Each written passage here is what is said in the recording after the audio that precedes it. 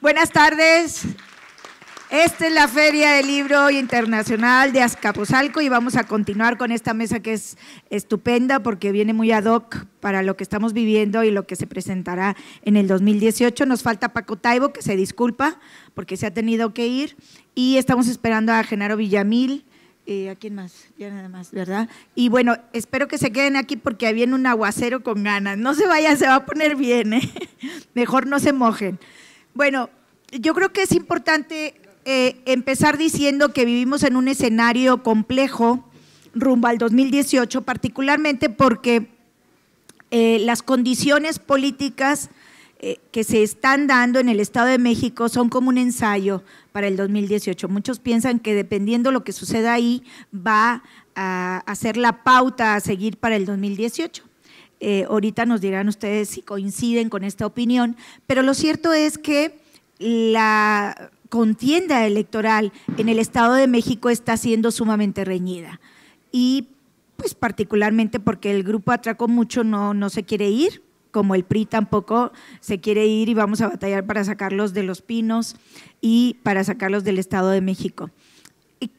¿Cuál es la problemática principal?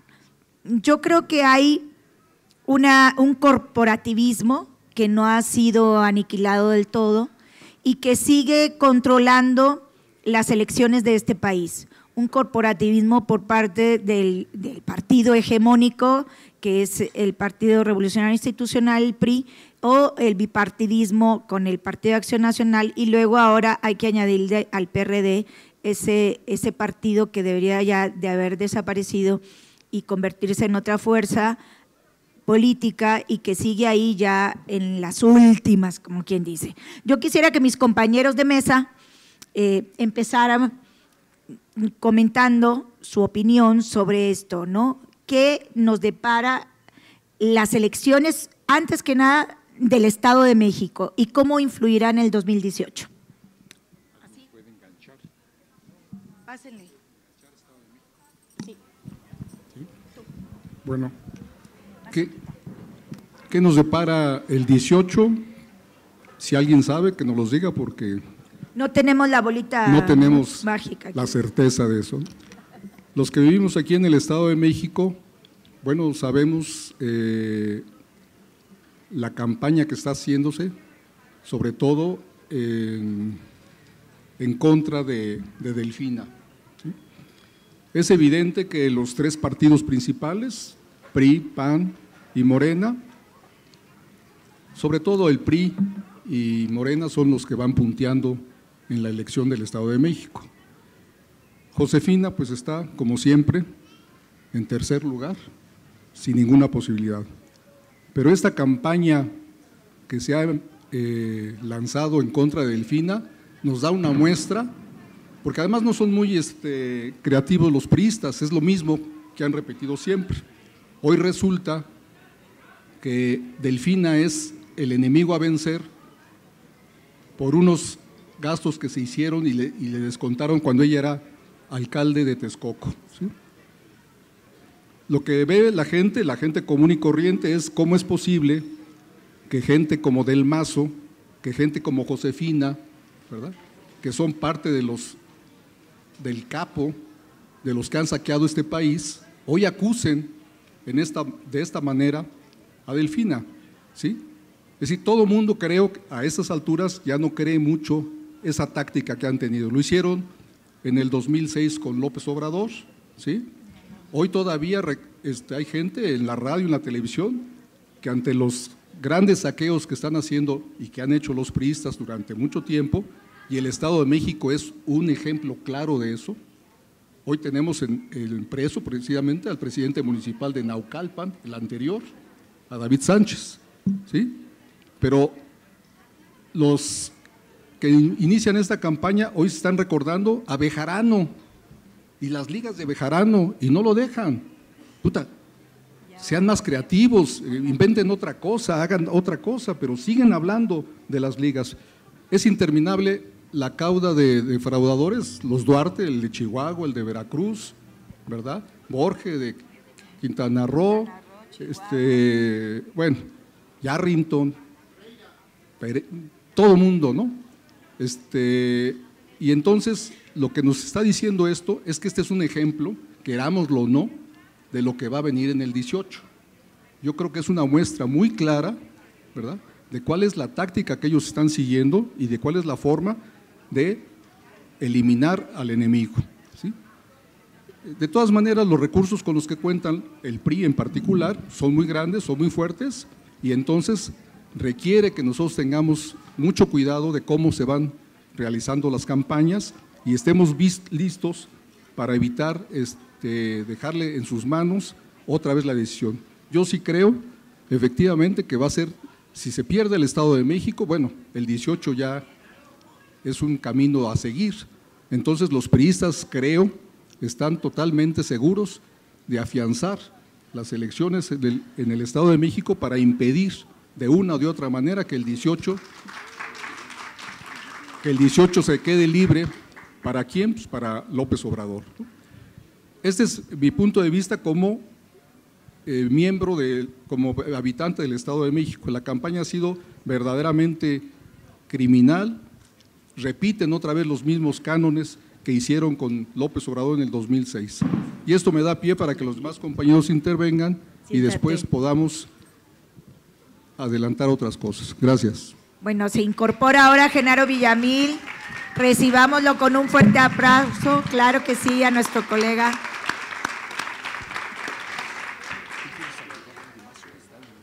No, está bien. Si les parece, vamos a cambiar un poquito la perspectiva para no quedarnos aquí en el Estado de México. Y Jesús, que además es historiador, va a ubicar el tema de la elección, de esta próxima elección, no la de este año, sino también la del 18, en una perspectiva más de mayor margen temporal, de mayor perspectiva temporal, y le damos la palabra. Bueno, pensando lo que voy a decir en esta mesa, que no estaba previsto, a lo que voy a recurrir pues es a mi experiencia como investigador de la historia. Y lo primero que quiero decir es que la perspectiva que nos da la historia de los movimientos sociales es muy diferente a la que cada uno en su ciclo de vida contempla. Este país está pasando por una situación muy difícil. Hay quienes piensan que si no se gana el 2018 por parte del partido Morena, el país va a entrar en un ciclo que no sabemos cuánto tiempo se va a llevar para que haya la posibilidad de un cambio. Yo aquí en este sentido, lo que la historia nos enseña es que los cambios son mucho más lentos de lo que nosotros quisiéramos. Claro que todos estamos de acuerdo en que debe de haber cambios. ¿Qué tanto puede cambiar el país si logra Morena y particularmente Andrés Manuel llegar a la presidencia? ¿Qué tanto puede cambiar con todo el lastre que hay en el país y que se ha acumulado durante prácticamente todo el siglo pasado? Porque la verdad es que la revolución, salvo en el periodo de Lázaro Cárdenas, no existió. O sea, lo que existió fue una continuidad del porfiriato. Casi en todos los aspectos, nosotros nos vamos a dar cuenta que durante todo el siglo XX ni hubo democracia, ni hubo honestidad, ni hubo casi nada de lo que nuestros ancestros pensaron que iba a ser la revolución. Entonces, ante lo que estamos es ante una situación que tiene que ver mucho con lo que pasó hace 100 años. Prácticamente nos encontramos nosotros que más que una revolución hubo una continuidad del porfiriato. Y si analizáramos lo que pasa en este país durante todo el siglo pasado, podemos comprobar eso. Ahora bien, hay una parte de México que cree realmente que durante las elecciones del 2018 puede triunfar Andrés Manuel. y se ha puesto casi como condición automática ya que esto va a ser posible si se gana las elecciones en el Estado de México por Morena también. Yo no quiero profundizar mucho en esto, pero también debemos de estar preparados para que, independientemente de lo que pase en el Estado de México, este país tiene que seguir construyendo su horizonte.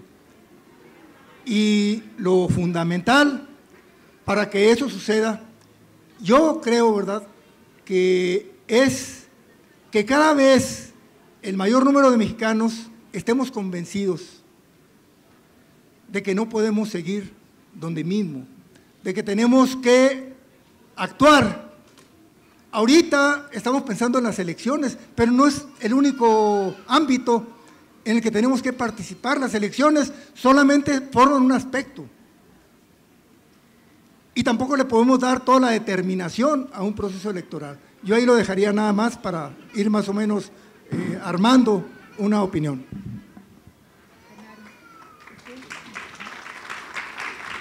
Muy bien. Pues buenas tardes, muchas gracias. Estaba aquí haciendo mi lista de ingredientes de la novela policíaca, como dijo Paco Ignacio Taibo, 2. Pues nos acercamos a un proceso electoral, o más bien se adelantó un proceso electoral sucesorio, porque creo que este es el primer escenario que creo que vale la pena tener en cuenta. Los ciclos de la historia sexenal del país pues se alteraron en este sexenio, sobre todo en este sexenio, porque es quizá uno de los sexenios más cortos en términos de conducción política, 2 años de intensa actividad legislativa, de imposición de reformas y de reformas estructurales y de contrarreformas y de modelo y de saqueo. Nunca, creo yo, como en este sexenio se ha visto el nivel de saqueo, y no estoy hablando de los gobernadores porque también creo que no tenemos que perder la perspectiva. El verdadero saqueo que se le ha cometido a este país está en la deuda pública. El negocio que ha hecho el grupo peñista con el servicio financiero del endeudamiento público del país no tiene madre. No lo conocemos porque es precisamente uno de los asuntos que tienen más ocultos. Y nos vamos a acercar a una crisis económica peor que la del FOBAPROA, porque el nivel de endeudamiento de este país alcanza más del 50% del Producto Interno Bruto. Y son niveles brutales de endeudamiento y de compromisos financieros que ya tiene este gobierno, y lo hizo en 2 años.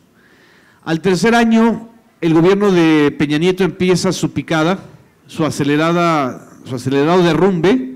Fechas muy claves es la desaparición de los estudiantes de Ayotzinapa, el caso de la Casa Blanca, la caída de los precios internacionales del petróleo en diciembre del 2014, y en el 2015 todavía alcanzan a tener la mayoría en el Congreso. Pero desde mi punto de vista, este sexenio termina en junio del año pasado, cuando Peña Nieto y el PRI pierden 7 gubernaturas que no tenían pronosticadas, calculadas ni reprogramadas. Se les descompone todo el escenario. Y ahí empieza también otro escenario muy conflictivo, que es el ascenso de Donald Trump a la presidencia de Estados Unidos, y desde ese momento nosotros podemos observar de manera muy clara que lo que intenta este grupo en el poder es salvar su pellejo, sus negocios y salvarse de la cárcel. Por eso por eso Peña Nieto y Luis Videgaray articulan en contra incluso de su propio partido, del Congreso, un acercamiento y una complicidad con Donald Trump, ¿sí? Estados Unidos, México más bien por primera vez ingresa y participa de manera clara y abierta en la contienda interna de Estados Unidos el año pasado. Y empezamos este año con el golpazo del gasolinazo, que es quizá la demostración más clara del derrumbe de la reforma energética, que era el pilar que le iba a dar la victoria a el peñismo y a todo su discurso. ¿Qué tenemos ahora? Tenemos enfrente unas elecciones en el Estado de México que ya se han convertido en unas elecciones anticipadas del 2018, ¿sí? Se están volviendo un referéndum en contra o a favor del sistema de alternancia tal como lo conocimos desde el 2000 a la fecha, es decir, de este juego entre PRI, PAN y esta cosita que queda del PRD, frente a la emergencia de un partido nuevo que se estrenó en 2015, pero que tiene todas las bases y toda la estructura que López Obrador ha creado durante ya casi 18 años. Este asunto del Estado de México y la contienda que estamos viviendo está prácticamente paralizando a la política desde el lado priista, porque todo está dependiendo de lo que suceda finalmente en el Estado de México. La determinación del sucesor de Peña Nieto va a venir poquito después de esto.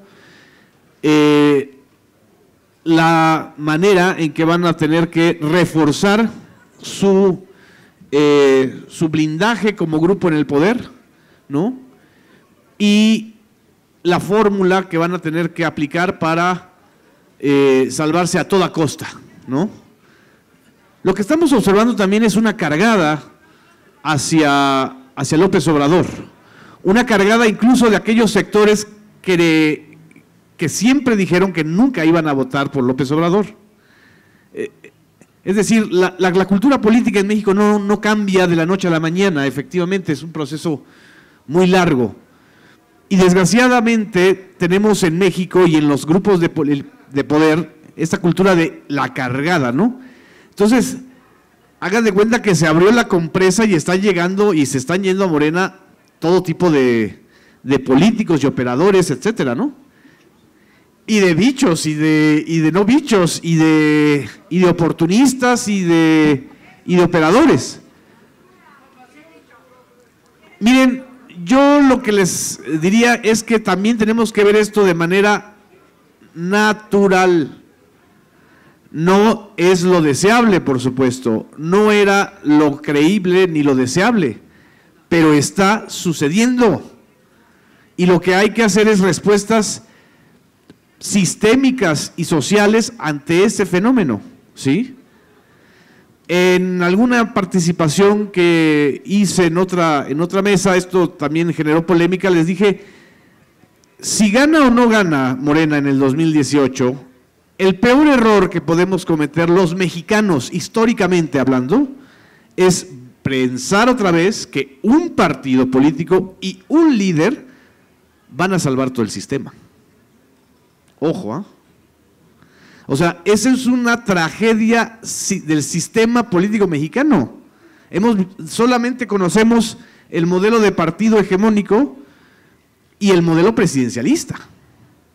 Lo cual no quiere decir que para que se cambie un sistema como el mexicano necesitemos de un liderazgo político fuerte. Exacto. Y necesitamos de un liderazgo político fuerte, pero no le podemos dejar a ese liderazgo la responsabilidad de todo. Ojo, sería el peor error histórico que cometamos, ¿sí? Porque entonces, cualquier error que cometa el líder vuelto presidente se transforma en un error todavía peor, ¿sí? Es momento de estar pensando en cuáles son los contrapesos, en cómo votar de manera inteligente en el 2018 y cómo articular un diseño distinto, ¿sí? Si si esperamos a lo que diga el líder, pues la verdad es que estamos haciéndole un suicidio a la política, ¿no? Porque la política es justamente la participación del ciudadano en los asuntos públicos, no que le deleguemos todo al líder y le deleguemos todo al partido, que de por sí ya es un partido que no ha tenido su etapa de maduración. Los partidos políticos en cualquier parte del mundo necesitan periodos de crecimiento, consolidación y maduración. Morena apenas se está conformando y apenas se estaba conformando y de repente pues ya tiene empacho, pues porque ya llegaron muchos panistas, van a llegar muchos priistas.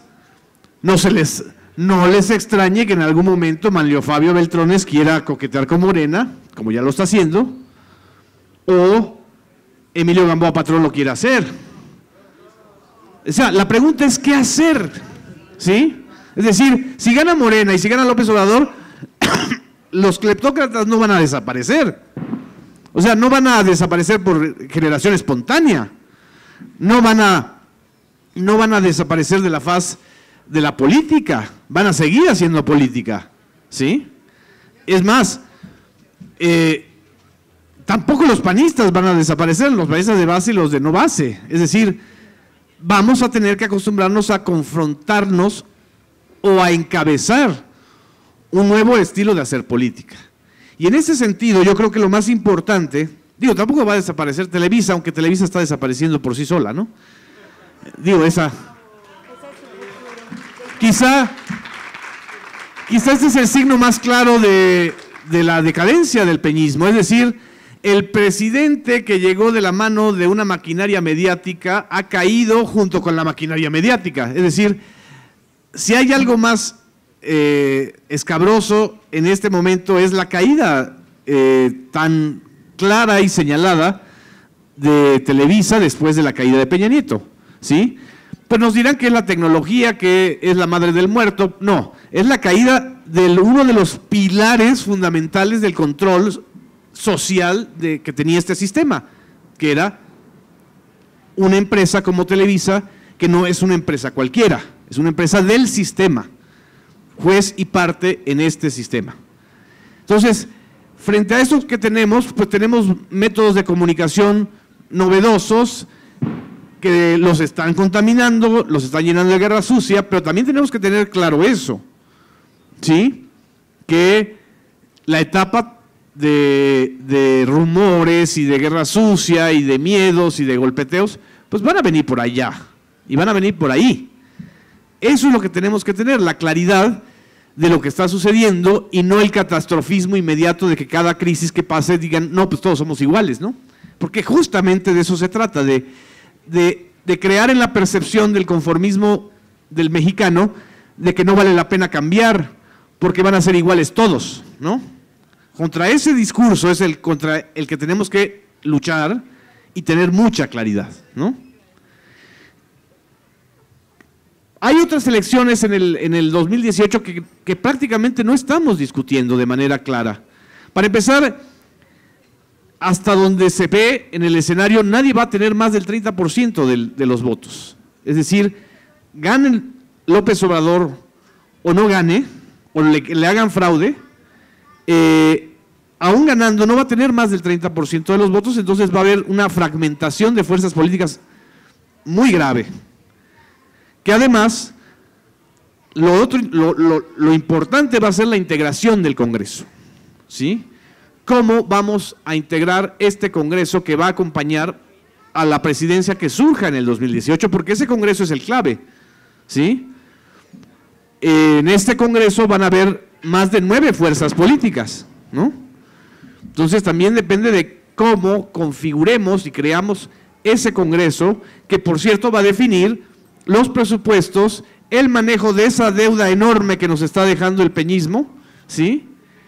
Y también va a definir quién va a ser el Procurador General de la República y quiénes van a ser los ministros de la Corte.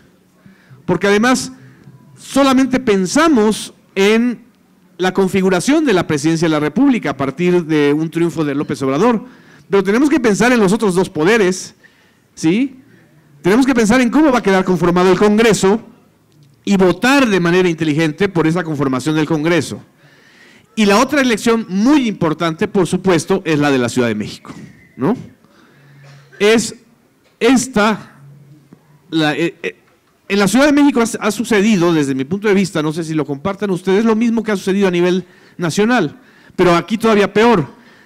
Aquí los ciudadanos de la capital le dimos, y me incluyo, un cheque en blanco a un perfecto idiota. A un perfecto idiota que ha hecho de esta gran ciudad su principal enemigo. Los que nunca en la historia reciente de este sistema ha habido alguien que gane con más del 70% de los votos, como fue el caso de Miguel Ángel Mancera, y en estos momentos tenga menos del 15% de la aprobación.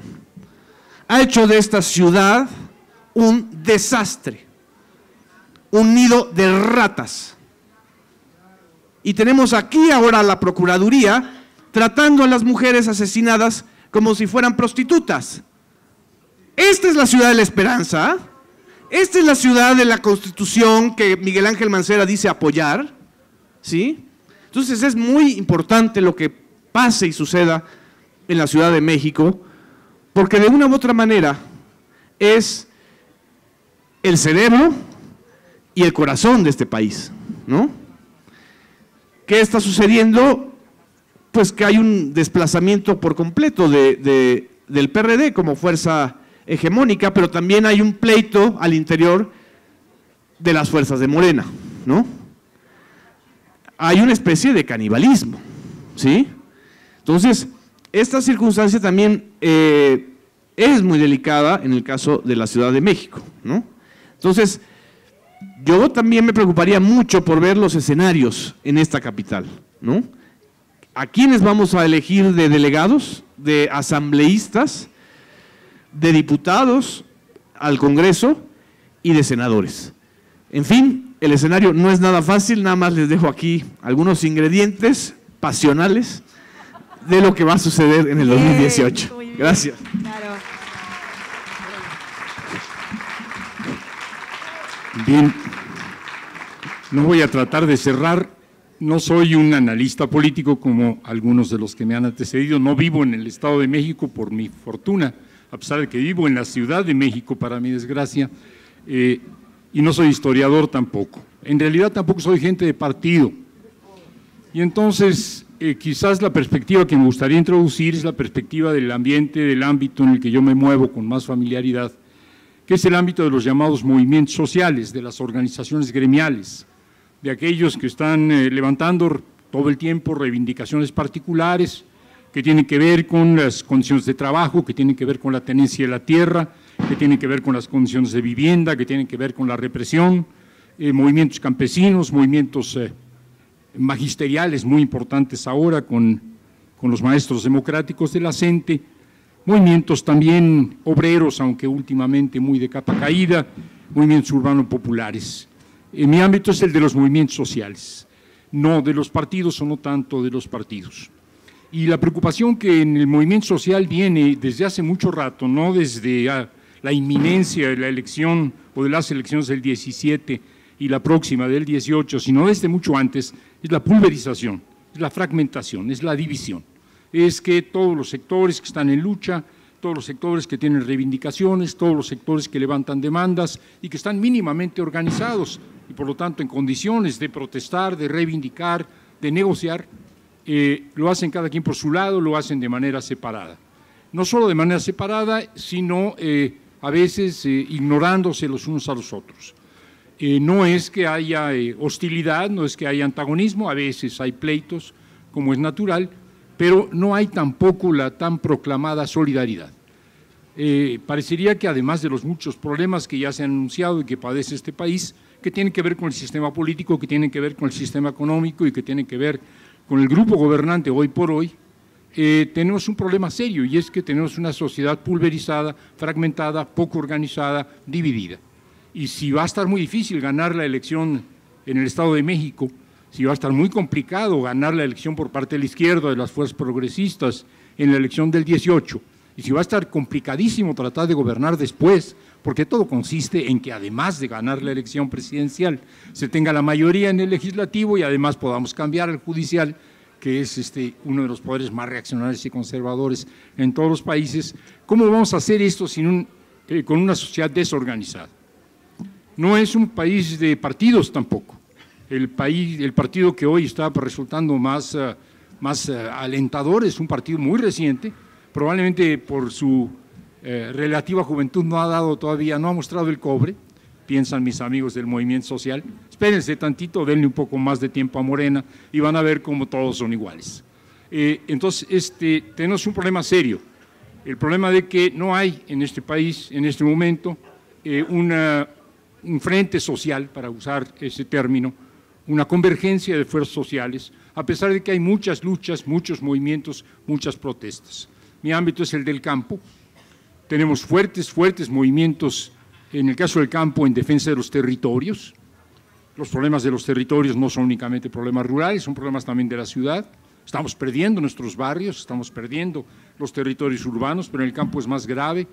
Tenemos minería, tenemos grandes presas, tenemos urbanizaciones salvajes, tenemos desarrollos turísticos destructivos, tenemos comunidades que están perdiendo sus ámbitos de vida y hay una larga y prolongada lucha en defensa de los territorios.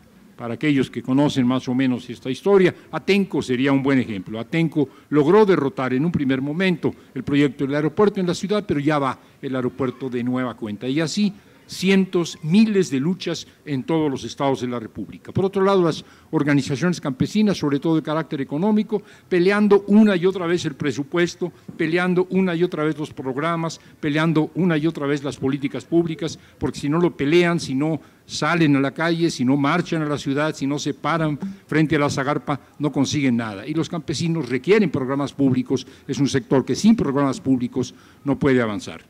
Y bueno, tenemos ahora recientemente, fue una sorpresa para muchos, el movimiento de los trabajadores asalariados del campo, el movimiento de los jornaleros. De pronto aparece San Quintín, de pronto aparecen los trabajadores invisibles de la península de Baja California, de Oaxaca, de Guerrero, de Sonora, de Sinaloa, muchos de ellos trabajadores indígenas que dicen vivimos semi-esclavizados.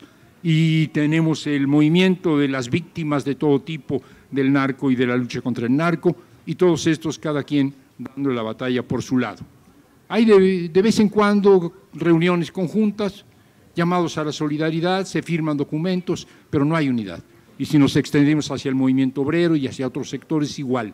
Y lo mismo podríamos decir en el movimiento, también es un movimiento, aunque son grupos mucho más pequeños, de las asociaciones civiles, de las llamadas ONGs. Tenemos una sociedad muy pulverizada y con una sociedad pulverizada quizá podamos ganar una elección, pero no podemos fácilmente gobernar este país. Más bien diría yo, no podríamos gobernar este país, porque evidentemente, y lo dijo Chuy, lo dijo Jesús como historiador, y lo dijo después Villamil, no podemos esperar de una persona, cualquiera que ésta sea, no podemos seguir pensando en esta lógica del Mesías que va a redimirnos simplemente por llegar a la presidencia. En los movimientos sociales, y con eso voy redondeando la idea, hay muchos esfuerzos y muchos llamados a la unidad, a la convergencia, al frente social. Algunos plantean lo que debemos hacer es una nueva constitución, quizás quienes están más o menos preocupados por las iniciativas políticas, lo que se dice, leen periódicos, bajan información de las redes sociales, etcétera, o leen Proceso, o leen La Jornada, podrán decir, sí, hemos escuchado esto, hay que hacer una nueva constitución, hay que refundar al país. Lo han planteado una serie de personajes, una serie de personalidades políticas destacadas, muchas de ellas cercanas a la Iglesia. Es un proyecto interesante. Es un proyecto interesante que reúne conciencias, que convoca gente, mucha gente dice, sí, hay que refundar a México, sí, para refundar a México necesitamos un nuevo pacto, este nuevo pacto es una nueva constitución, tenemos que hacer una nueva constitución.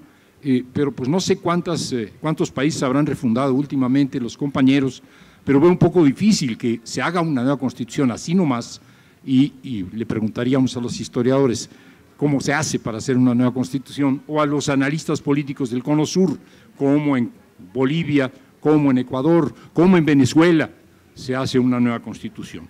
Es una iniciativa de unidad, pero que yo no le veo mucho futuro, aunque me parece extremadamente bien intencionada. Otras iniciativas de unidad, quienes estén enterados no me dejarán mentir, han sido las que han tomado recientemente el movimiento indígena, el Congreso Nacional Indígena y el STLN que lo apoya, y han dicho, tenemos que lanzar una candidata propia, tenemos que lanzar una candidata mujer, una candidata pobre, una candidata indígena, una candidata que sea vocera de un congreso o de un comité indígena de gobierno. Solo esto nos va a posicionar políticamente y nos va a permitir defender realmente los territorios que hoy están amenazados. Y me parece una excelente idea, no tenemos nombre todavía, algunos hablan de que será esta candidata una suerte de Tonantzin Guadalupe o Guadalupe Tonantzin, una especie de símbolo del México profundo. Y este símbolo del México profundo, y no es una burla, me parece que es muy importante en términos simbólicos, que es muy importante en términos de volver a posicionar políticamente una lucha, la de los pueblos originarios, que es desde todos los puntos de vista relevante, pero que creo que muy difícilmente puede representar un factor de unidad. Y así tenemos otros proyectos, por México hoy se hacen plataformas políticas, o ahora tenemos al candidato de los derechos humanos también, a Álvarez y Casa, que ya ha surgido por ahí, algunas personalidades lo ven con simpatía, es amigo de ellos y consideran que si es amigo de ellos no es de la clase política y que si no es de la clase política será un buen gobernante. No me burlo de Álvarez y Casa, no me burlo del STLN, no me burlo de los que quieren hacer una nueva constitución, solo digo que ninguna de estas iniciativas, por muy legítimas que sea, parecen ser suficientemente poderosas como para convocar la unidad del movimiento social. Y entonces, ¿qué queda? Es seguir convocando la unidad del movimiento social y picando piedra, cosa que hacemos todos los días, pero también pensar que algo más puede ser el elemento convocante. Y resulta que mis amigos del movimiento social que no creen mucho en los partidos políticos, que mis amigos del movimiento social que no creen mucho en la clase política en general, que mis amigos del movimiento social que le ven muchos peros a López Obrador y no son fans de López Obrador y no están haciendo cola para ingresar en Morena, para nada, y no se van a unificar, no van a lograr una verdadera convergencia, no van a pensar juntos en el futuro de este país, sino es en torno a una candidatura ganadora para el 18. En términos pragmáticos, la gente que está luchando por defender su territorio, la gente que está luchando por defender su fuente de trabajo, la gente que está peleando por programas públicos, la gente que está peleando contra el cacicazgo, contra la represión, o que está peleando contra una reforma que está destruyendo sus derechos como trabajadores de la educación. Todos estos son gente pragmática, no están dando la lucha para perder, no están saliendo a la calle para perder, no son testimoniales, no quieren que se les escuche, que se les atienda, que se les aplauda, quieren ganar. Atenco quiere que no se haga el aeropuerto, carajo. Los maestros quieren que se eche para atrás la reforma educativa, coño. La gente que sale a la calle a luchar quiere ganar.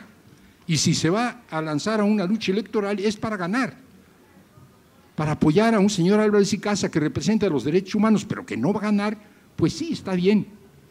Para apoyar a una compañera que representa al México profundo, pues sí, está bien, pero esto es identitario, esto es como formar parte de un club, no sé, yo no formo parte del club de Gloria Trevi si no me cae muy bien Gloria Trevi, pero yo puedo votar por López Obrador aunque no me caiga muy bien, porque esto es un análisis político, esto es una apuesta política.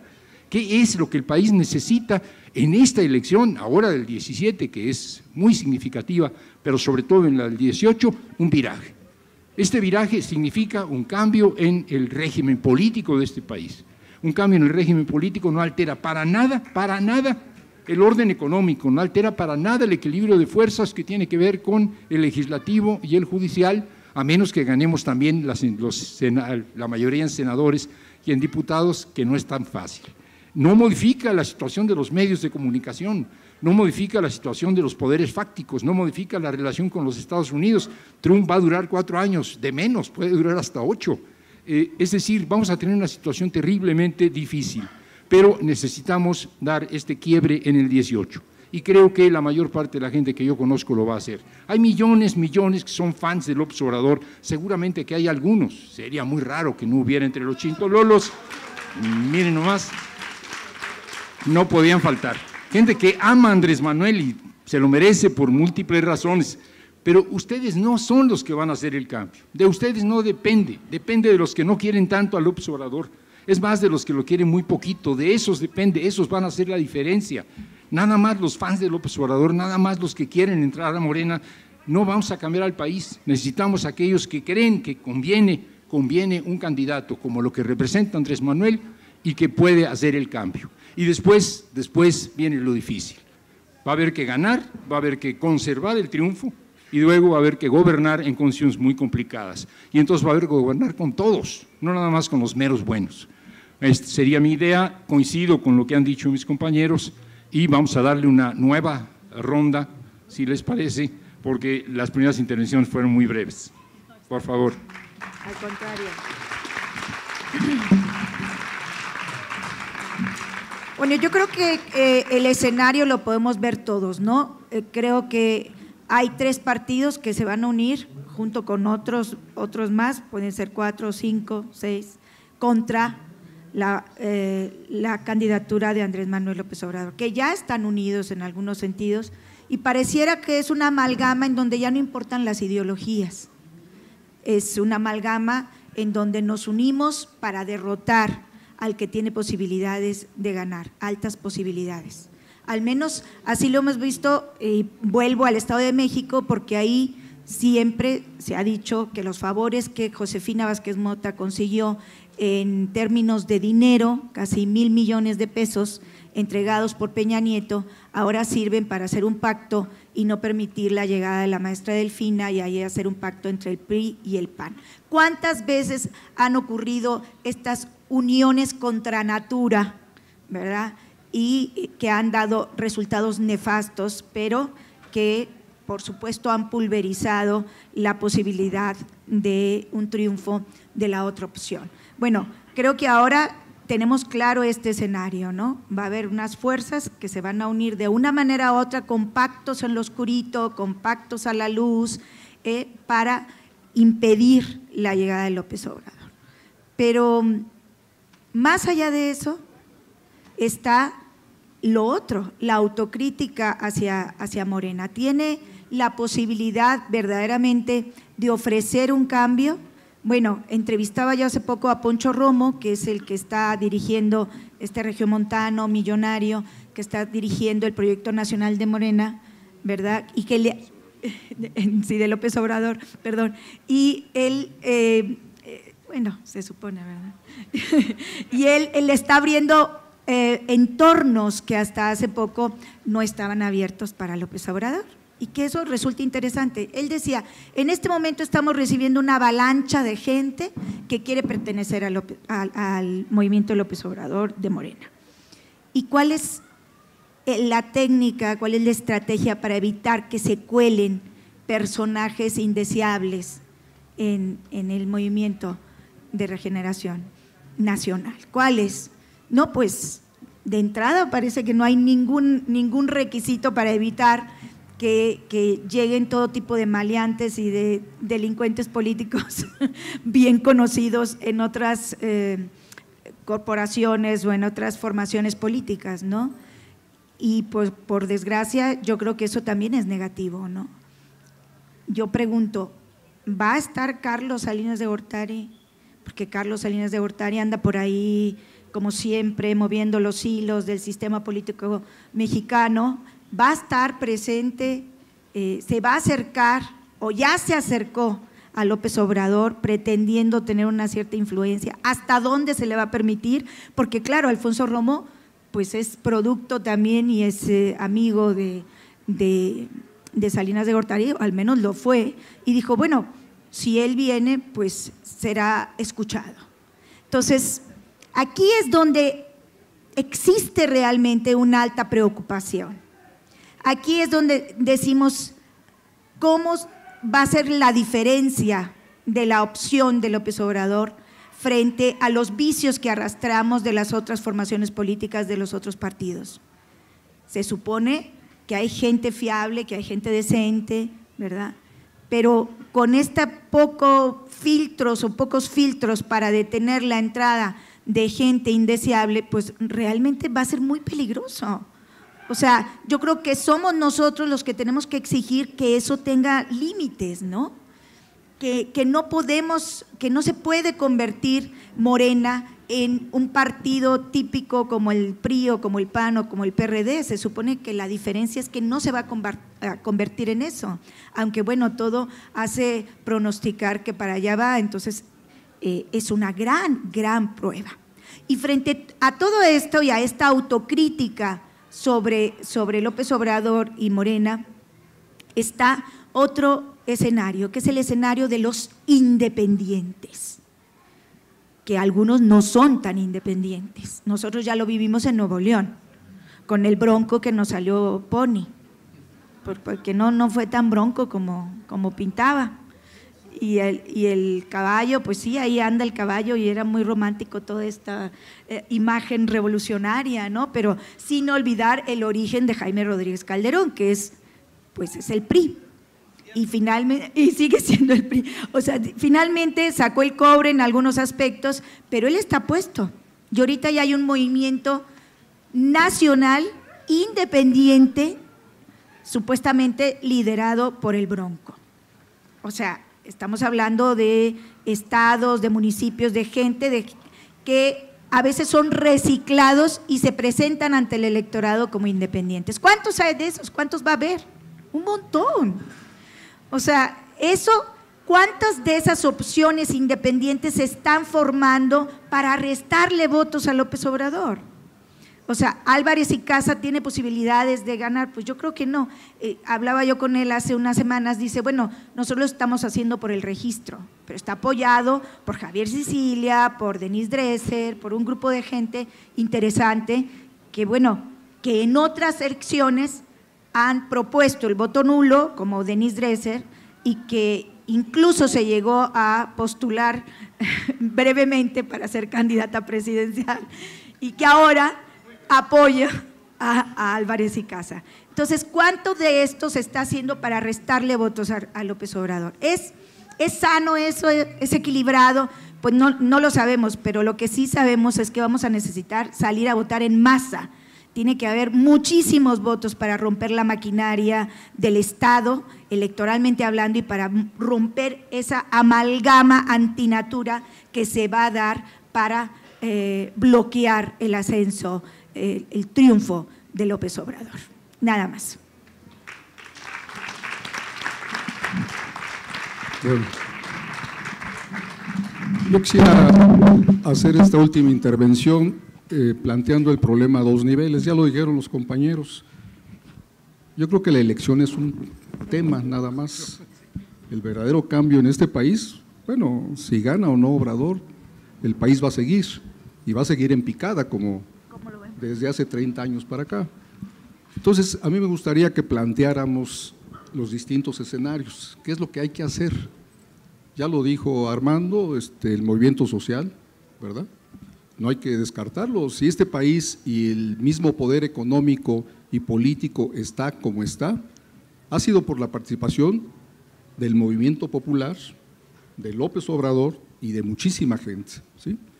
No nos casemos, como ya también lo dijeron, porque una persona cambie o no, porque llegue Morena o no. De todas maneras, yo les digo, si llegara López Obrador, pues ojalá hiciera lo que hizo en el Distrito Federal, que fue bastante bueno, pero no creo que pueda avanzar más si no tiene una base social ni tiene los recursos para hacerlo. Yo creo, sinceramente, que había que también poner atención al movimiento popular. Están los zapatistas y están luchando y están organizándose. Están los compañeros de Atenco, que independientemente que les han avanzado por el lado del aeropuerto, pero están en lucha. Están las autodefensas, ¿sí? Las que sabemos que existen y las que sabemos que están ahí y que no están visibles. Es decir, hay un gran movimiento, pero gran movimiento, que yo creo que debe de articularse, ¿verdad?, para lograr el cambio. No necesariamente por la figura de una persona, no, yo pienso que la sociedad civil tenemos el derecho, los que no militamos en los partidos, de exigir que estos distintos candidatos independientes o no independientes, Morena, los zapatistas, los de Atenco, las autodefensas, los maestros, etcétera, logremos un gran frente, ¿verdad?, para poder dar el cambio, ¿sí? Yo creo que ese es mi punto de vista, no nada más apostar, porque si no, efectivamente, ¿cómo vamos a impedir que estos que se han pasado a Morena cambien o no cambien, o el mismo Morena se mantenga como está? Yo no creo mucho en eso, pero sí creo en lo que ha sucedido en este país durante muchos años para acá. Eso ha puesto, y tú lo dijo Genaro muy bien, bueno, la deuda de México es verdaderamente inmensa, impagable, ¿no? El fracaso de este gobierno es absoluto, es total.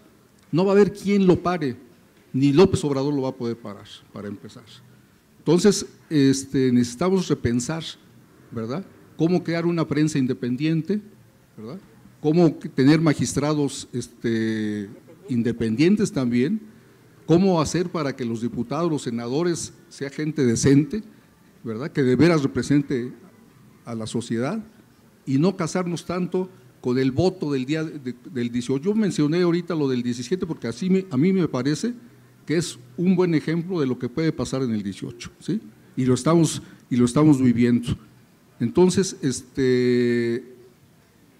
el resultado que tenga Delfina en esto nos va a dar una muestra de lo que va a pasar en el 18, ¿verdad?, y cómo este poder va a hacer todo lo posible por impedir. Pero debemos de pensar entonces en aquellos movimientos que están en este país y que han estado luchando todos los días, no nada más por las elecciones, ¿no?, para dar un cambio. Yo creo que la sociedad civil, y lo vuelvo a repetir, deberíamos de exigir coordinar todos estos movimientos para lograr un verdadero cambio. Ese es mi punto de vista. Gracias.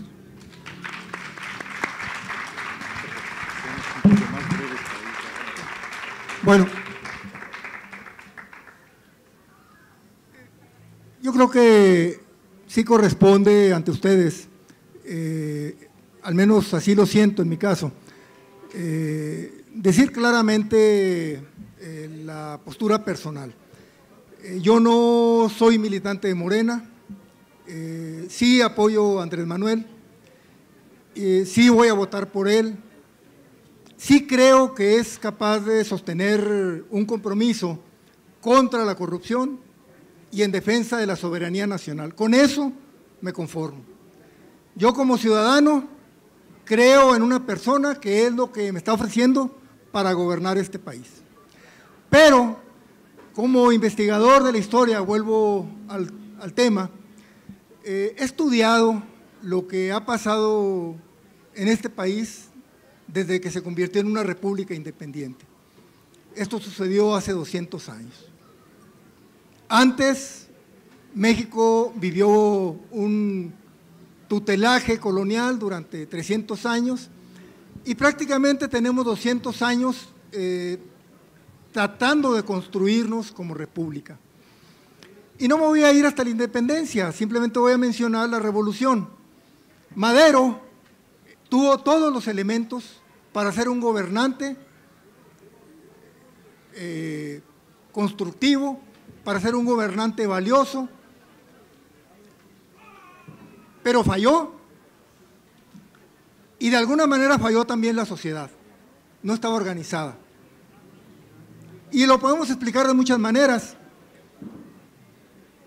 Madero no había madurado, ahorita habló Villamil de que Morena era un partido joven que no se ha topado con toda una experiencia.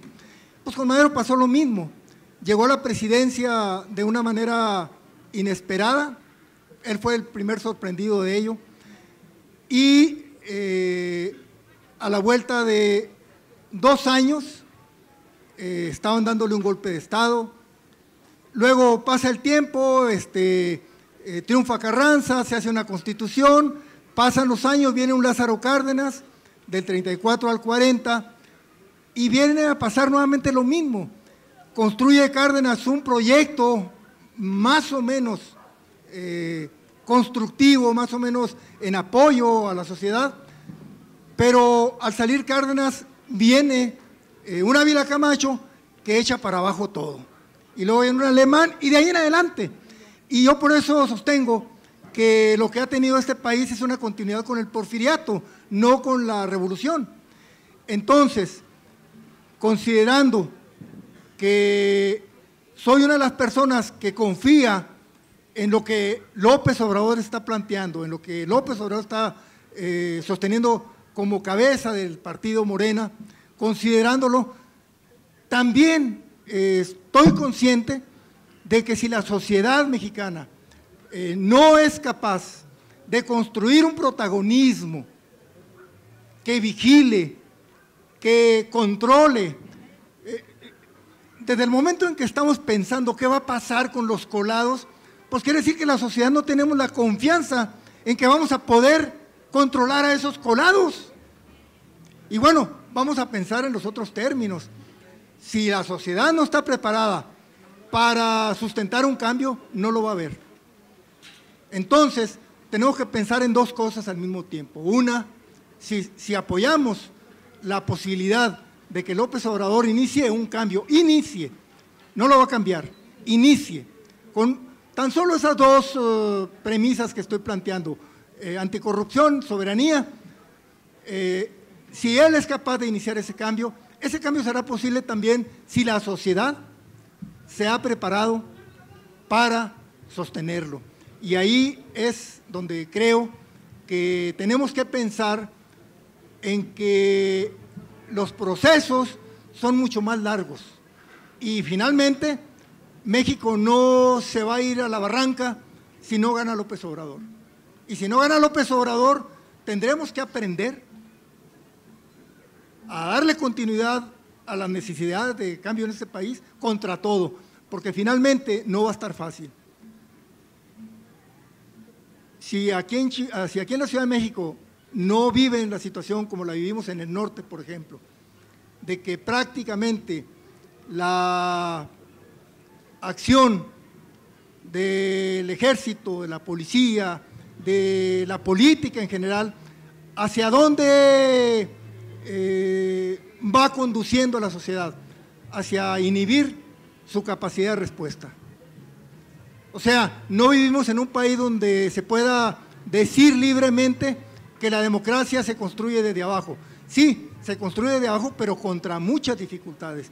Y una de ellas es precisamente la lucha que inició Calderón contra el narco, que se ha convertido en una lucha contra el pueblo, finalmente, por muchos motivos.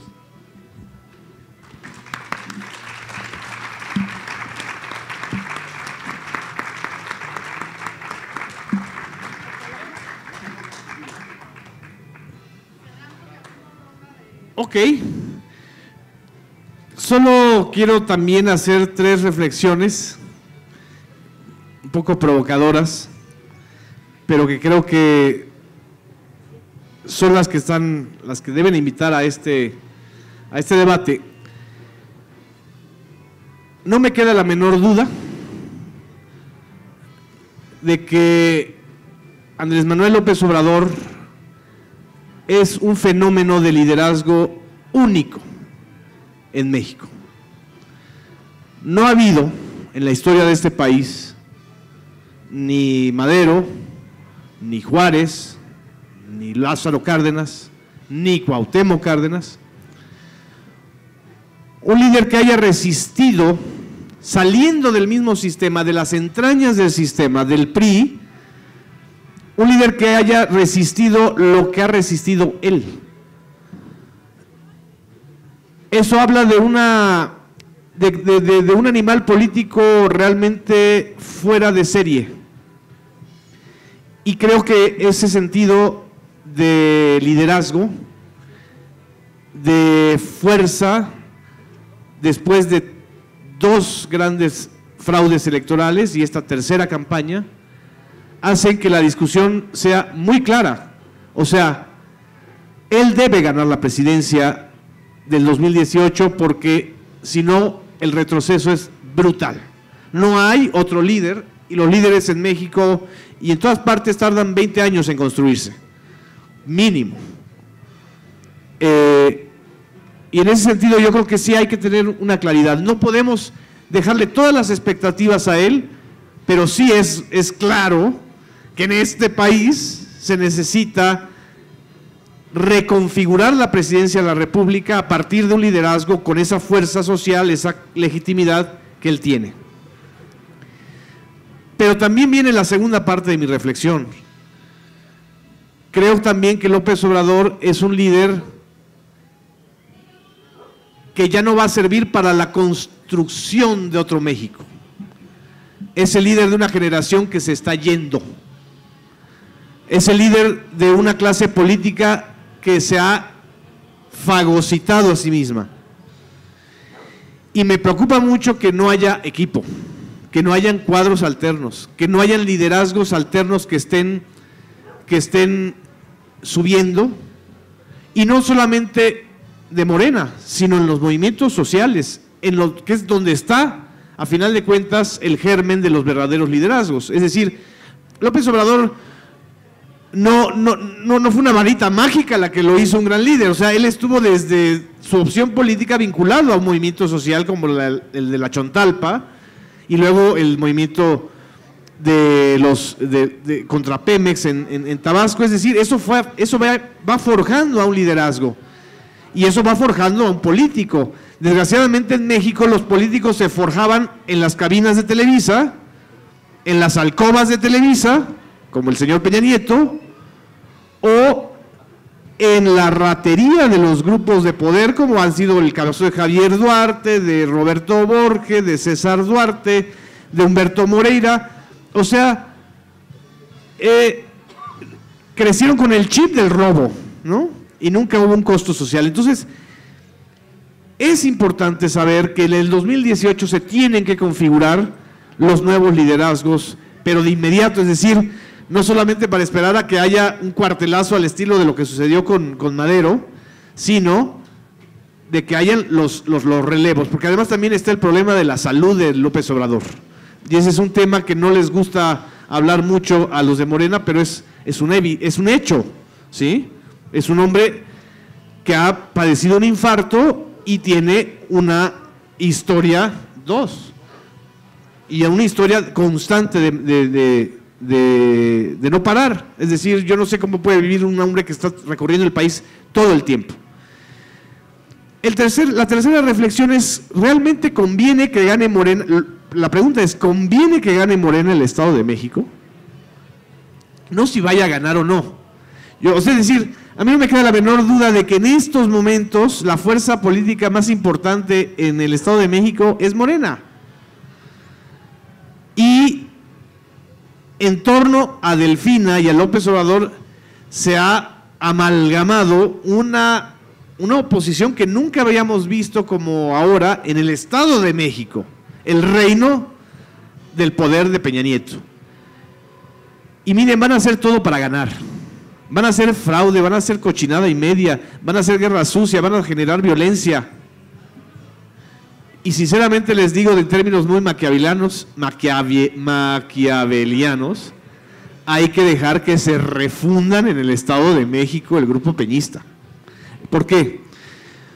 Porque si gana el Morena en estos momentos y le reconocen el triunfo a Morena en el Estado de México, es la peor manzana envenenada que le puede suceder a un movimiento y a un partido, como le ha pasado al Bronco, y eso que el Bronco no es ni la 10ª parte de un líder social como López Obrador. O sea, nada más ustedes imagínense lidiar con 125 municipios llenos de ratas, o sea, dispuestos a armar desmadre y medio, saqueos, bloqueos, antorcha campesina, asfixiando la capital de Toluca, en fin. Y además, el costo de ganar y de gobernar el Estado de México es casi ser besado por el diablo, ¿ah?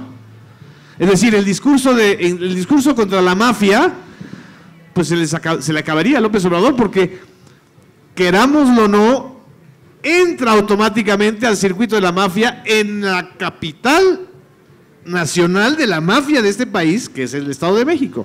Entonces, hay que estar preparados también para eso, ¿sí? Al contrario, la protesta contra el fraude electoral en el Estado de México daría un impulso todavía mucho mayor y más fuerte para ganar las elecciones presidenciales del 2018 con esta claridad.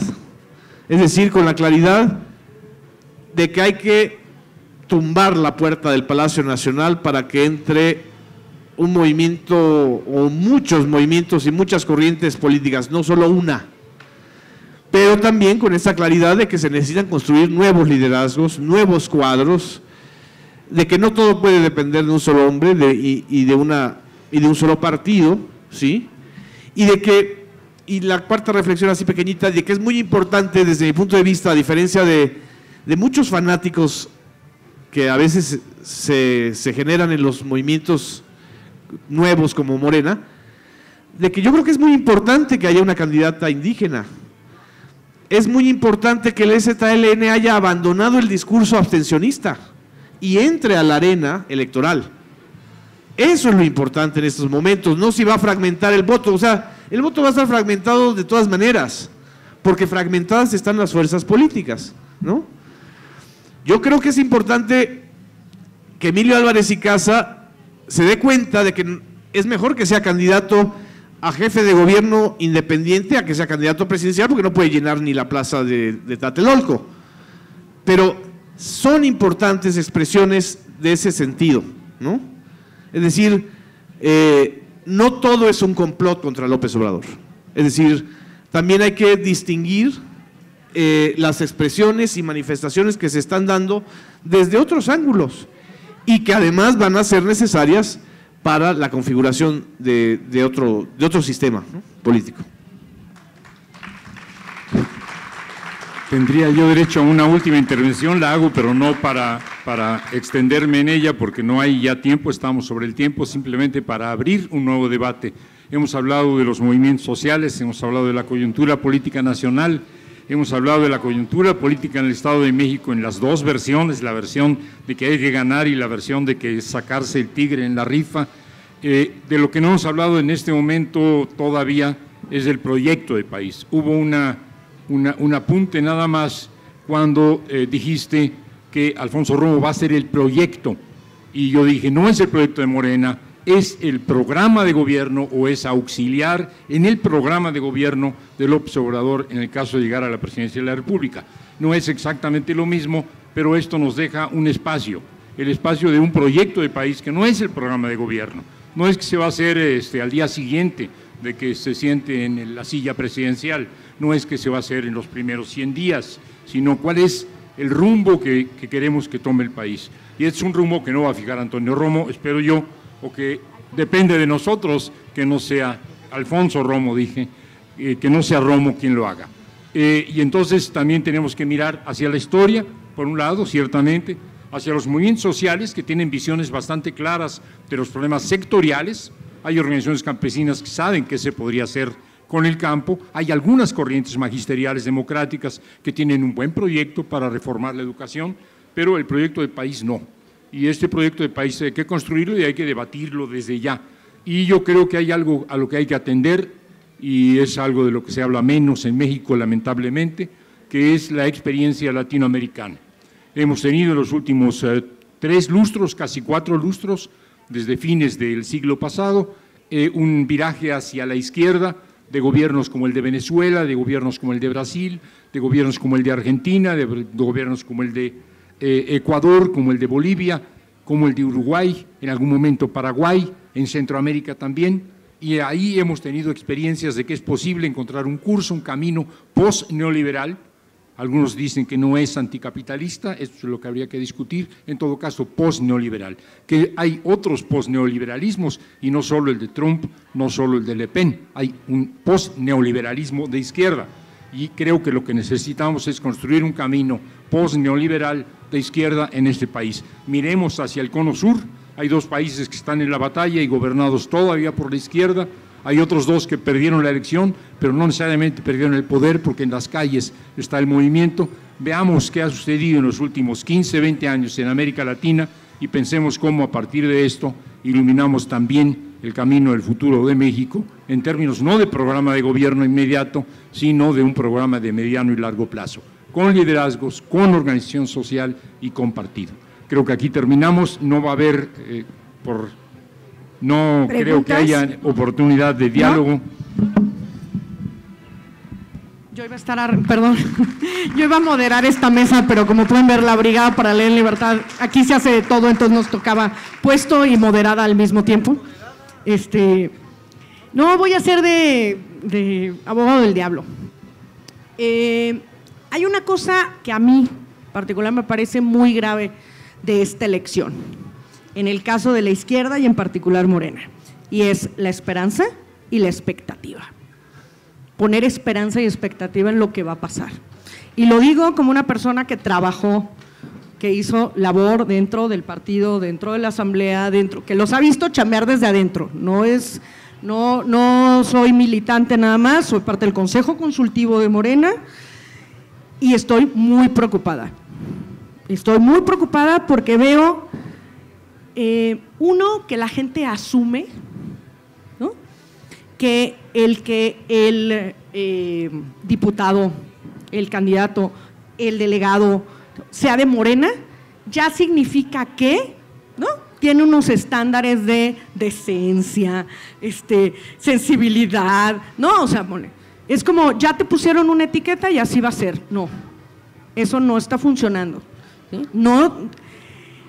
No porque pertenezcas a un partido la gente va a ser igual y va a tener ese mismo rubro. Al revés, contra esto nos estamos dando. El que de pronto la expectativa que teníamos de qué era lo que se defendía en Morena no está funcionando. Cuando de pronto se llega a la asamblea, que lo decías tú muy bien, tenemos una asamblea en la que teníamos a 7 o 9 grupos en contra, ¿no? Morena llegó en la nube de la esperanza, jurando que iba a poder hacer cosas, y yo decía, oigan, pero ojo, tienen a 9 enfrente que se van a unir, y decían, no, bueno, pero es ilegal, y yo decía, ¿y cuándo les ha importado eso en este país? ¿No? Bueno, pues primer día se les unieron todos, les metieron un bofetón de aquellos, con lo cual hasta la fecha no se han podido levantar, porque no se tomaron la molestia de planear, ¿sí?, ¿Qué iba a pasar si todos se les unían en contra? ¿No? Que es un poco lo que nos puede pasar en la federal, ¿no? O sea, y yo creo que eso es a lo que están apostando. Es decir, los dejamos ganar, pero no les vamos a dejar pasar absolutamente nada. Eso es una cosa muy grave y el problema es esa, la expectativa que ponemos, ¿no?, y lo poco aterrizado del proyecto y de la gente que estamos poniendo en los puestos, ¿sí? O sea, yo dije, en serio no me puedo creer que nadie se haya planteado, ¿sí?, qué iba a pasar, ¿sí? 24 horas antes de decidir las comisiones, no sabían si iban a aceptar o no iban a aceptar comisiones. Ahí viene la parte del proyecto y de en manos de quién está el proyecto político que estamos haciendo. Hay otra parte muy grave que decías, depende de nosotros, creo que lo decía Genaro ahora, ¿no? O sea, depende de nosotros, o lo decía Armando, que esta gente no llegue, que no llegue Romo a decidir cómo va a ser. Y yo de pronto decía, depende de nosotros cómo, porque el Consejo Consultivo no se reúne desde hace 2 años, ¿sí?, porque no les gusta lo que les decimos, ¿sí?, porque nos reunimos para escuchar con un discurso que ya viene preparado, ¿sí?, y cuando la gente pone la queja, así como la ponen se va, y no escuchan, del otro lado no escuchan, ¿sí?, y esa es la parte más grave, y así salgamos a la calle no es grave, pero además viene una parte grave de censura. No les gusta que hablemos. Y entonces, hace 1 año hay una modificación al estatuto en Morena que dice, tendrás que defender en redes sociales todo lo que dicen los protagonistas del cambio, lo que dicen los líderes, lo que dicen, pues quieren bots o quieren gente o quieren militantes, ¿no? Me preocupa mucho que eso, que ahora es en una cosa chiquita en un partido, ¿qué va a pasar y cómo va a ser en grande a la hora de la presidencia de la República? ¿Y cuál va a ser nuestra incidencia real? ¿No? No sé, le pregunto a Armando, ¿vamos a salir a las calles todos los días? ¿Quién nos va a escuchar? Si López está escuchando a Romo, ¿dónde están los otros? ¿A quién está escuchando del otro lado? Porque yo no veo, o por lo menos públicamente, No se ve a alguien más en la foto, ¿eh? Eso me parece muy, muy grave. Sigue. Perdón. Lo que no sé es qué sigue. ¿Tenemos tiempo? ¿No tenemos tiempo? Esto sí. Ok. Ahora sí. Ok. A ver, un poquito en términos de provocación y ya para romper el orden circular de una y otra vez. ¿Tenemos voz? Claro que tenemos voz. Vamos a salir a la calle y yo no me he llegado a la casa todavía, es decir, yo no he dejado de estar en la calle en el sentido simbólico de estar con los movimientos, de estar en las protestas, de estar tratando de trabajar junto con la sociedad. Esto no es no participar en actividades de partido, esto no es no preocuparse por las cuestiones electorales, esto no es desatender los conflictos internos de Morena, pero sí apostarle a otra cosa, y creo que funciona. Por ejemplo, si ustedes han visto el último libro de Andrés Manuel, hay una serie de críticas, de denuncias, de señalamientos puntuales, y además hay algunos planteamientos en términos propositivos, en términos de proyecto. Si leen ustedes uno de los primeros y de los más extensos que se refiere al campo, y si ustedes conocen, como yo conozco un poco, lo que está pasando en el campo mexicano, pues tendrán pocas objeciones que hacer. No habrá mucho que decirle que está equivocado, mal o insuficiente. Se podría decir mucho más, se podría profundizar, pero está razonablemente bien. Y está razonablemente bien porque las organizaciones campesinas y porque el liderazgo de las organizaciones campesinas ha estado picando piedra desde hace muchos años, porque las ideas que ahora recogió Andrés Manuel han sido formuladas una y mil veces en 1 y 1000 proyectos, programas, declaraciones, manifiestos y escritos, libros y demás, y Andrés Manuel no puede menos que comprarse esto. ¿Cómo se va a implementar? ¿Cómo se va a operar? ¿Con qué recursos vamos a salvar al campo? Esto no está resuelto. Pero creo que sí sirve que haya voces sociales, no de investigadores, no de expertos únicamente, no de gentes que desde el cubículo proporcionan buenas ideas, que no son despreciables, sino de gente que está en el movimiento social y que plantea alternativas y soluciones. ¿Qué política va a haber para el agua si logramos evitar una ley que privatice el agua? Pues hay organizaciones sociales numerosas que están haciendo planteamientos alternativos. ¿Qué vamos a hacer con el problema de el medio ambiente? Hay numerosos proyectos y planteamientos. Andrés Manuel no recoge el tema, no lo trata de manera destacada. Yo no se lo voy a ir a decir así, oye, Andrés Manuel, hay que mencionar algo. No, vamos a ir a la calle, vamos a sostener una y otra vez lo que hemos sostenido. Yo creo que quizás en la vida interna de un partido puede haber poca disposición a escuchar, pero que las voces de los mexicanos y las mexicanas que ya muchos años en diferentes batallas se hacen escuchar. Si no existieran, si no hubiera otros puntos de vista, entonces sí habría que preocuparse muy seriamente porque empiezan a ingresar al partido lo que yo dije de arranque, bichos con discurso y bichos simplemente con intereses oscuros. Creo que hay que seguir en esto, creo que hay voces, creo que hay proyectos, creo que hay visiones de futuro, creo que es un tema que hay que discutir. Creo que no es un problema nada más de qué es lo que piensa Andrés Manuel, ni siquiera de lo que queremos que suceda, sino de las condiciones extremadamente difíciles. Todavía Andrés Manuel hace poco hablaba de que el petróleo va a ser la palanca para sacar el país adelante. Si alguien sigue pensando que el petróleo va a ser la palanca para sacar a México adelante, está loco, no va a ser la palanca. Si algunos pensaban, como había sucedido en los países del Cono Sur, que las commodities, es decir, la exportación de petróleo, de gas, pero también de minerales y de productos agrícolas, iba a sacar a esos países adelante, pues ya no, las commodities se cayeron. Es una discusión que no hemos tenido, no es una discusión que se esté abriendo dentro de Morena, creo que hay que abrirla dentro de la sociedad. Yo quisiera, en lugar de seguir repartiéndonos la palabra, preguntarles a los aquí presentes si tienen algo que observar, algo que decir, algo que preguntar. Sí los hay, adelante. A lo mejor se oye, no se oye.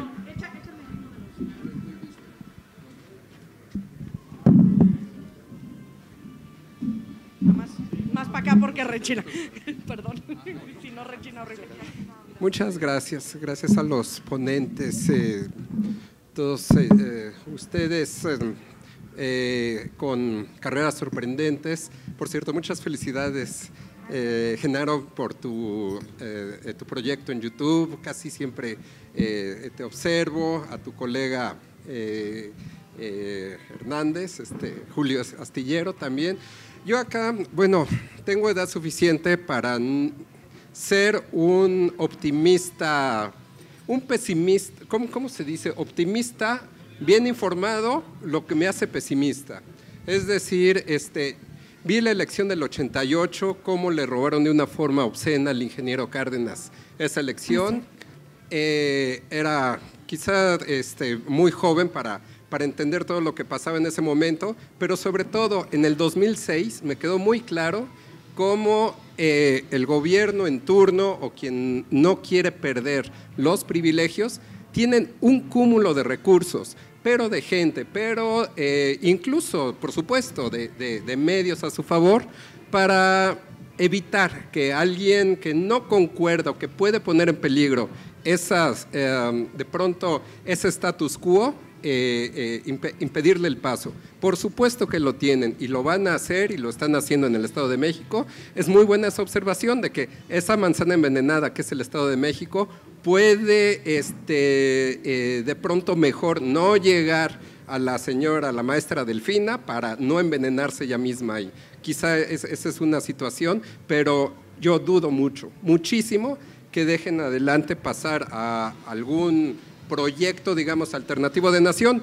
De pronto hay esta ola que se le denomina la contrapolítica, como lo fue el Brexit en Inglaterra, como incluso fue el propio Trump en los Estados Unidos, este tema de ser un poco antisistémico, quizá por ahí la sociedad, que México no es una sociedad amalgamada, por supuesto, maestro Armando, no lo es. Somos una sociedad completamente dispar, eso fragmenta muchísimo todo lo demás. Ese es un punto. Y un último punto para terminar, algo que estaba pendiente en la primera ponencia, maestra San Juana, y creo yo aquí algo muy puntual porque vengo un poco de ese medio.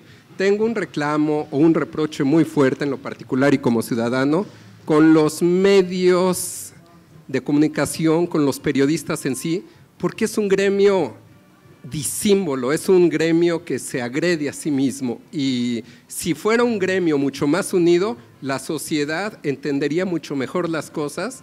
Sí es cierto, hay mucho dinero de por medio, como lo han dicho, hay corporaciones enormes que compran voluntades, etcétera, pero eso mismo lo puede haber en otros gremios, en los músicos, en los arquitectos, en otros gremios no pasa esa lucha, ese canibalismo que lo hay entre los periodistas. Y no sé si se trata de dar nombres o de dar referencias, pero es algo que sí reclamo yo mucho y tengo esa sensación de que parte de que el país, más allá de los eventos sociales de la misma sociedad, no avance, es por estar, por un lado, con tales medios y por otro lado, con tales medios independientes. No sé si llamarlos buenos o malos, etcétera, pero es algo que sí debo yo de reclamar como sociedad, cómo el periodismo se ataca y se descalifica mutuamente. Muy bien. Podría haber de parte de los periodistas una respuesta. Yo esperaría 2 o más, 3 intervenciones y luego vuelve la pelota.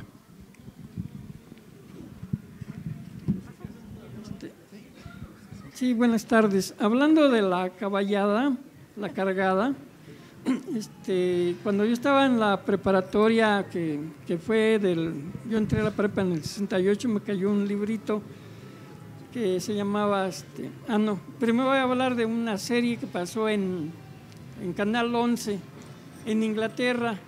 Era el relato de cómo manejaba la política el primer ministro. Se manejaba el primer ministro de Inglaterra la política. Entonces, una política corrupta. Pero había un líder de izquierda que reclamaba todo y lo exhibía. Llegó el momento en que la corrupción del primer ministro era tan grande que ya lo iban a defenestrar, y su mujer le dice que tenía la solución para que quedara como héroe. Pues lo manda a matar, pone un francotirador y lo mata. Entonces queda como héroe y ya no le investigan. Entonces, en el momento de que todavía no se enfriaba el cadáver del primer ministro, toda la cargada del equipo del primer ministro rodea al líder de izquierda y se queda como diciendo, ¿y ahora qué hago? ¿Cómo me deshago de ellos? El otro, me cayó el librito en la preparatoria que era las estrellas miran hacia abajo, también es en Inglaterra. La historia empieza en un pueblo minero que la mina se derrumba. Dentro de los mineros, el papá de la familia, protagonista de la historia, está en la mina y muere. Y entre los mismos dueños de las minas le dicen al dueño de la mina derrumbada, tú vas a ser rico porque no te importa que tus mineros se mueran. Tal, viene la Primera Guerra Mundial y la familia va a la guerra, uno se va de soldado, naturalmente muere, y otro que tiene más visión y que es de izquierda, va a la guerra pero va al servicio médico, regresa y entra y gana una diputación. Y es el caso de Noroña.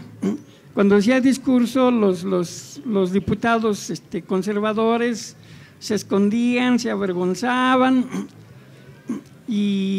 pero al final votaban por la ley conservadora. Y a través de los periódicos, porque pues estábamos en los años después de la guerra, le hacían la guerra de desprestigio y lo desprestigiaban, les ganaba el discurso en el Congreso, pero a través de los periódicos lo desprestigiaban. Entonces, lo que decía Genaro Villamil, que también sigo su página de YouTube, su canal de YouTube, es que lo de la cargada y la caballada y que todo eso no es exclusivo de México en la actualidad. Las series inglesas y los libros ingleses ya lo describían desde principios de siglo. Muy bien. Un poquito más breve para que sean más los que participen, por favor. Gracias, vamos a ser breve.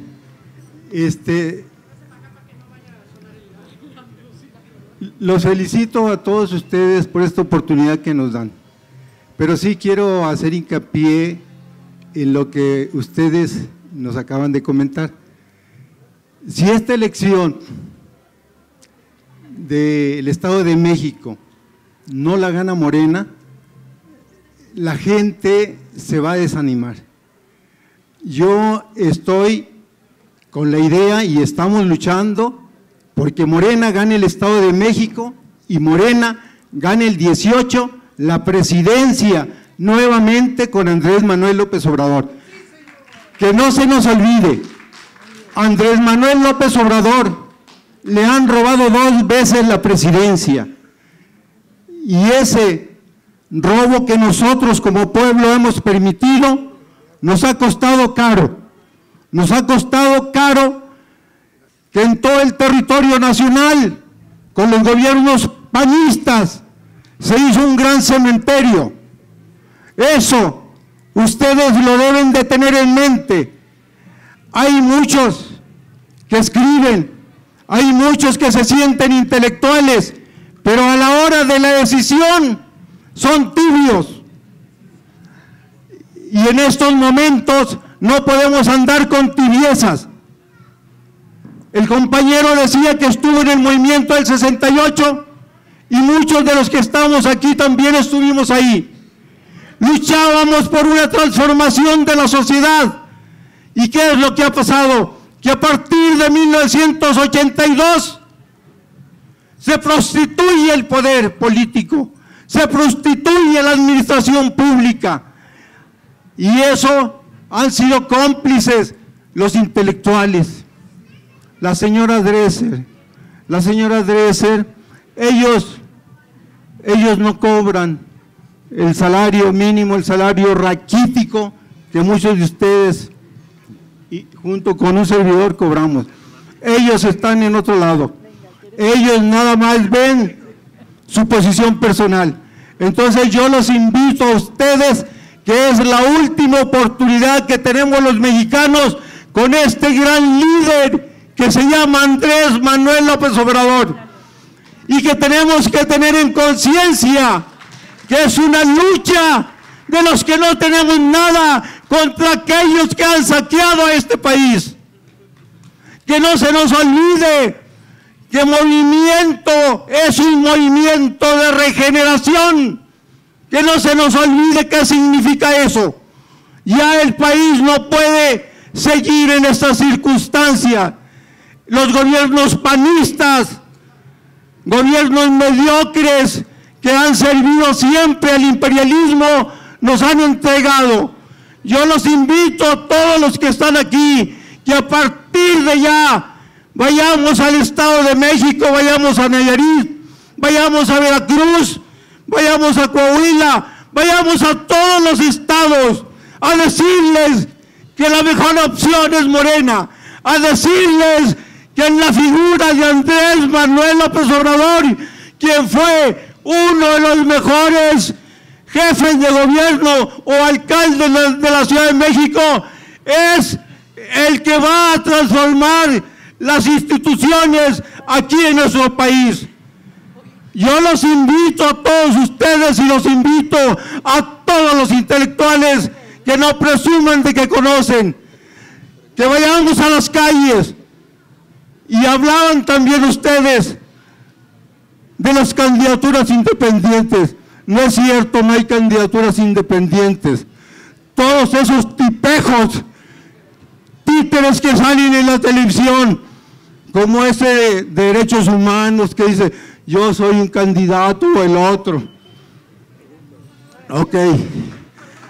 Con eso quiero decirles que no hay candidatos independientes, son títeres de aquellos que controlan la televisión.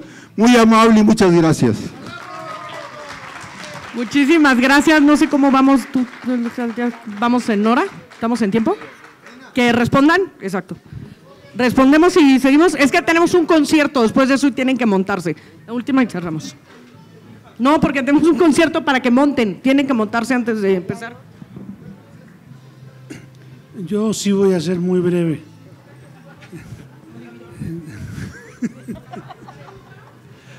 Sí, sí. Bueno, la pregunta es muy clara, es una sola pregunta. Tiene que ver con el proyecto de país. Todos estamos mirando, o pareciera, al 2018, pero dijeron bien, el país sigue después del 2018. ¿Qué va a hacer la izquierda si no gana Morena? ¿Cuál izquierda? Hay que tener un proyecto que hay que trabajar. Y yo quisiera sus comentarios al respecto.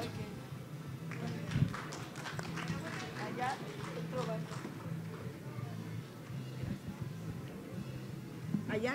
Él ya lo había pedido. Yo rápido, breve. Bueno, felicito a todos, los sigo mucho, a la brigada y a todos. Bueno, yo rápido, breve.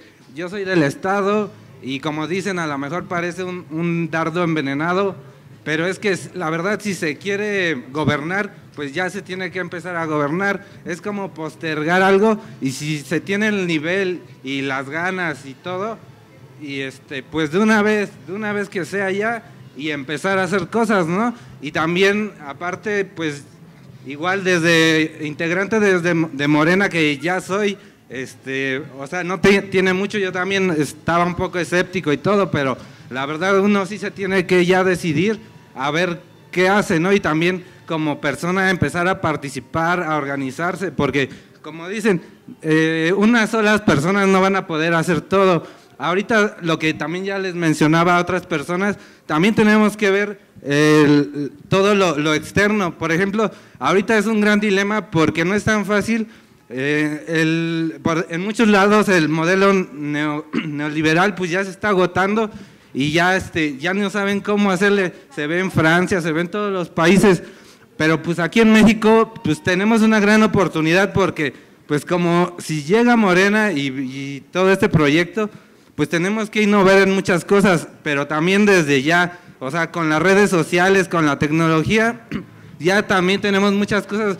No dejar que, por ejemplo, si un partido común, como lo conocemos aquí en México, pues claro que va a funcionar como funciona Morena, y en otros países también, porque así se estructuran, o sea, y como está en una crisis todos esos sistemas, pues nosotros tenemos que implementar con las cosas nuevas y también ver las cosas pasadas que han funcionado. En Argentina está el partido de la Red, está en España Podemos, o sea, con cosas nuevas, y nosotros también como ciudadanos, pues forzar a que los partidos, Morena, y principalmente ahorita, pues porque Morena es la innovación, o sea, la verdad, los otros partidos están podridos y no quieren aceptar que ese sistema ya no funciona. Morena es nuevo y nosotros también tenemos que forzar con cosas diferentes y nuevas y participando.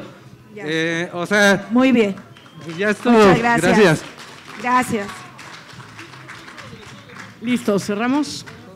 Venga, lo paso Genaro. a… 3 respuestas, porque si no, ya no va a haber. Si no, se van a hacer bolas. Sí. Una respuesta sobre el Estado de México, una respuesta sobre los periodistas y por qué no son más solidarios, y otra sobre qué va a pasar si no gana. Estado de México. Estado de México, mordieron el anzuelo de la provocación que le lancé. No, insisto, en estos momentos no me queda la menor duda que la primera fuerza política del Estado de México es Morena. Pero también tenemos que aprender a hacer análisis políticos con la cabeza fría. Hay maneras de ganar perdiendo y hay fórmulas de perder ganando. Y además, Morena ya ganó en el Estado de México, ha desplazado al PAN y al PRD como fuerzas políticas y está a punto de desplazar al PRI como primera fuerza política. Es una enorme responsabilidad la que tiene Morena. Y es tan enorme que quizá la primera responsabilidad que tiene Morena es justamente cambiar esa lógica de los grupos de las izquierdas clientelares del Estado de México, como el de Higinio Martínez, por ejemplo.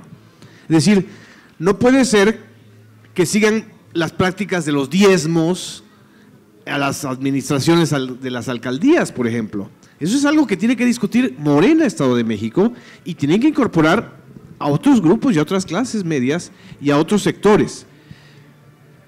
No, lo que yo estaba diciendo no era una convocatoria a que se pierda, era un análisis de cómo el Estado de México se va a concatenar con el 2018.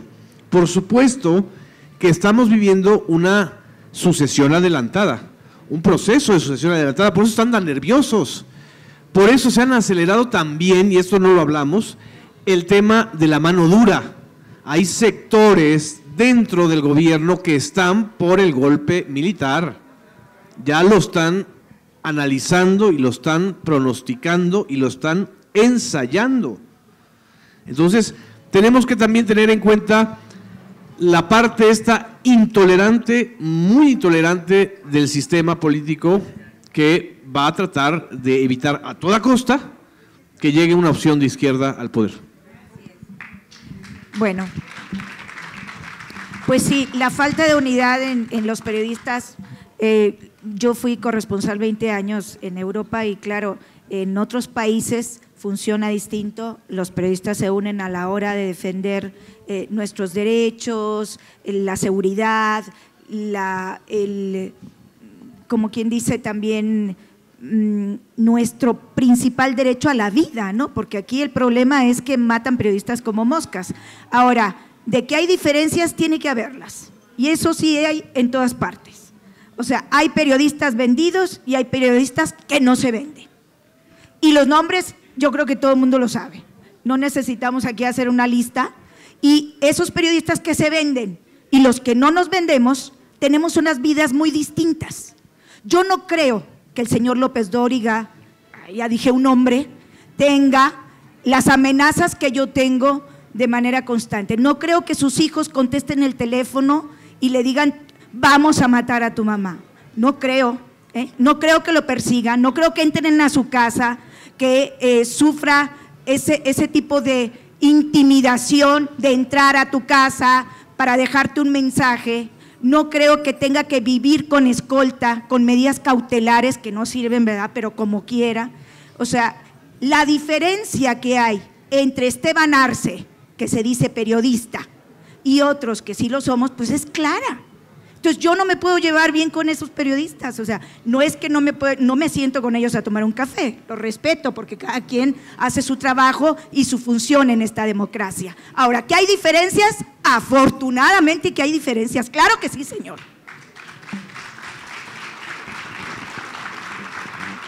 Termino. ¿Qué va a hacer el activista social, la gente de los movimientos, si no se ganan las elecciones o si se ganan las elecciones? Las elecciones son un momento, son unas circunstancias, son una coyuntura, los movimientos sociales duran, las elecciones pasan, los liderazgos sociales se renuevan y la resistencia sigue. Yo creo que no va a haber, digamos, una suerte de interrupción de los movimientos sociales, ni porque se gane ni porque se pierda.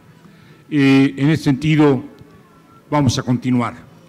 Lo que sí quisiera decir es que va a haber una diferencia enorme en los movimientos sociales y en los movimientos políticos ciudadanos y en las ONGs entre aquellos que en esta coyuntura electoral le apostaron al cambio, independientemente de sus mayores o menores simpatías con aquel que lo encarna, y aquellos que se quedaron observando desde la banqueta lo que sucedía en la expectativa de que van a ver cuando Andrés Manuel pierda la elección, vamos a quedar nosotros.